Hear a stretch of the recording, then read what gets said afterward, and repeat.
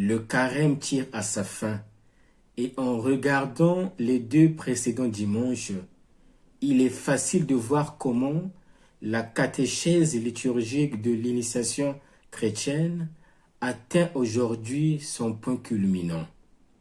À travers l'eau du baptême, le chrétien parvient à la lumière du Christ et reçoit la vie. Tel est l'itinéraire tracé par l'Évangile qui relie dans une unité thématique le don de la vie à un homme et le don de la vie à tout un peuple, comme œuvre de l'Esprit de Dieu. Mais nous devons comprendre comment le don de la vie explose en nous. Ézéchiel, Paul et l'évangéliste Jean nous en disent davantage. La première lecture est un extrait du livre d'Ézéchiel. Le passage que nous lisons est une vision fantastique et dramatique. Nous sommes sans ignorer que Israël est le peuple avec lequel Dieu a scellé une alliance. Malheureusement, au cours de son histoire, Israël a voulu se comporter en maître. Se rebellant contre le Seigneur, il s'est donc retrouvé exilé, c'est-à-dire coupé de la vie sociale, politique et religieuse. L'exil est en quelque sorte une tombe. Tel est le sentiment qui prédomine chez le peuple. Ézéchiel transforme cette expérience amère en vision et réitère un élément fondamental de la foi juive. La vie n'appartient pas à l'homme, mais plutôt à Dieu. Le retour de l'exil est donc une réanimation, une résurrection. Que fait alors le Seigneur? Il dit, « Je vais ouvrir vos tombeaux et je vous ramènerai sur la terre d'Israël. » Le Seigneur souffle sur les ossements desséchés. Yahvé est le Seigneur des vivants. Le souffle vivificateur redonne la vie et libère le peuple de l'impuissance, de l'échec et de l'esclavage. Mais pour sortir de nos tombeaux, 4 choses sont nécessaires. La première, reconnaître le Seigneur. La deuxième, recevoir son esprit. La troisième, avoir confiance en lui. La quatrième, se laisser ramener sur la terre de la vérité et de la justice, là où le Seigneur nous appelle et nous veut. En un mot, laissons l'esprit agir en nous et être le protagoniste de notre vie, comme nous le rappelle Paul en 2e lecture. Celui qui n'a pas l'esprit du Christ ne lui appartient pas, car la vie selon la chair est une vie d'esclavage et d'exil, puis de mort. L'esprit ramène Israël de l'exil et Lazare de la tombe. Le Christ est celui qui nous donne la vie en plénitude, comme nous le révèle Jean dans l'Évangile.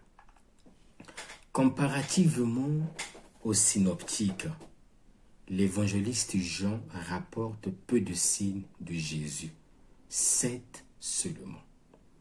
La réanimation de Lazare est le 7e et le dernier signe de cette série. L'évangile que nous lisons présente une famille de Béthanie. 2 sœurs, Marthe et Marie, et leur frère Lazare. Béthanie signifie la maison du pauvre ou de l'affligé. À Béthanie, il y a un malade. Il se nomme Lazare.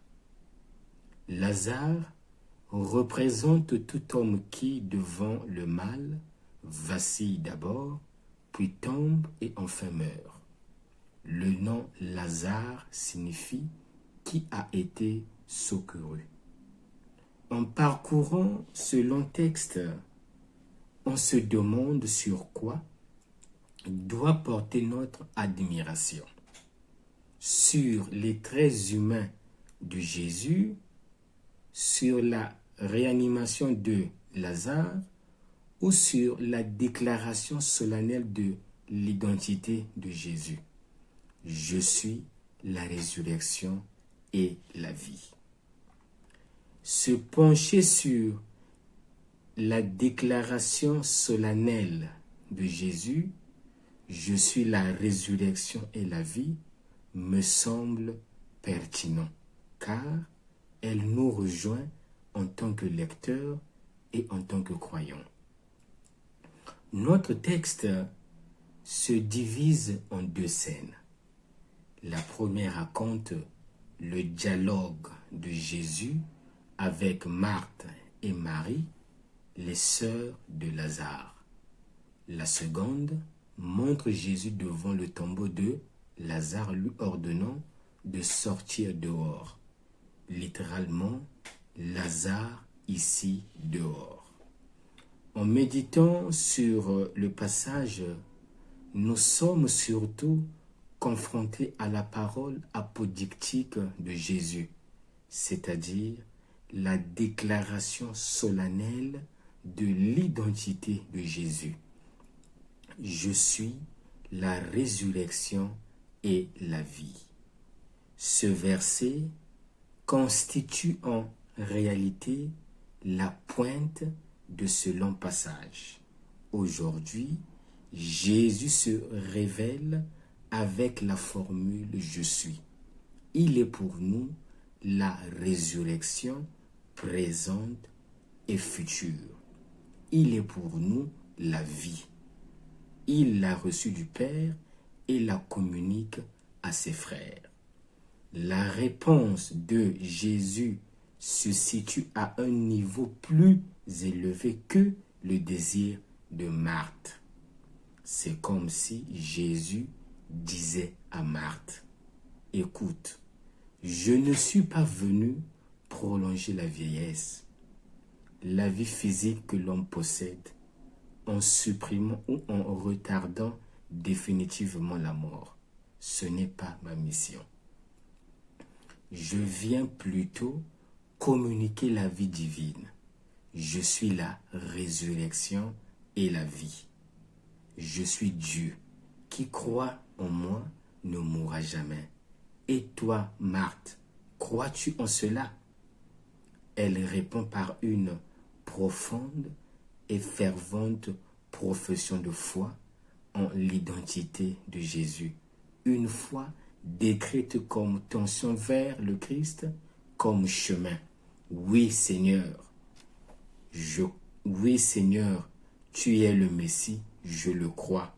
Tu es le Fils de Dieu, celui qui vient dans le monde.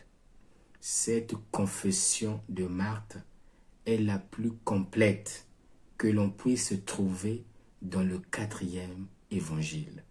Même Pierre ne le dira pas. Car dans le 4e évangile, Pierre dira « Tu es le Saint de Dieu ». Dans l'évangile de Jean, Marthe devient la figure du croyant exemplaire. La foi chrétienne dans sa plénitude est professée par une femme. Nous devons être attentifs lorsque nous lisons les évangiles. Évitons de les lire de manière mécanique, sans prêter attention aux choses qui devraient plutôt être notées. Jésus offre donc à Marthe la plus grande révélation christologique imaginable. Une question surgit alors pour nous qui lisons ce passage. Qui est Jésus pour nous? Jésus est la résurrection et la vie. Celui qui adhère à Jésus est déjà en communion avec lui. Même s'il meurt, il vivra. Croire est donc une opération qui signifie adhérer, s'impliquer de tout notre être dans la vie de Jésus. Marthe est prête à adhérer de tout son être. Voilà pourquoi elle dit « Oui, Seigneur, je crois, tu es le Christ, tu es le Fils de Dieu qui vient dans le monde. » Le retour à la vie de Lazare passe donc au second plan dans la dynamique du récit.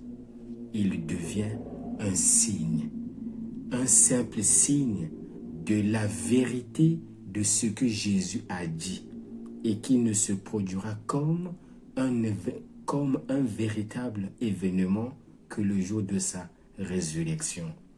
Par la bouche de Marthe, la communauté joannique confesse sa foi.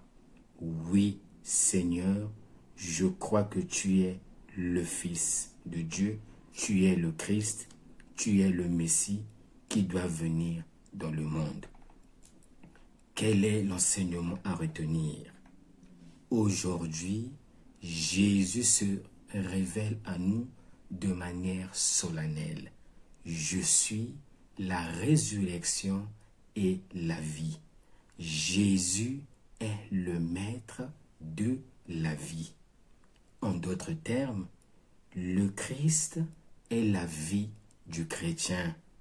Ainsi, laissons l'Esprit Saint détruire en nous toute forme de mort et faire naître en nous le principe de vie. C'est pourquoi ce dimanche nous invite à sortir de nos multiples tombeaux tels que l'orgueil, la duplicité, la course effrénée de l'argent, la corruption, la discrimination. En un mot, renonçons aux œuvres de la chair.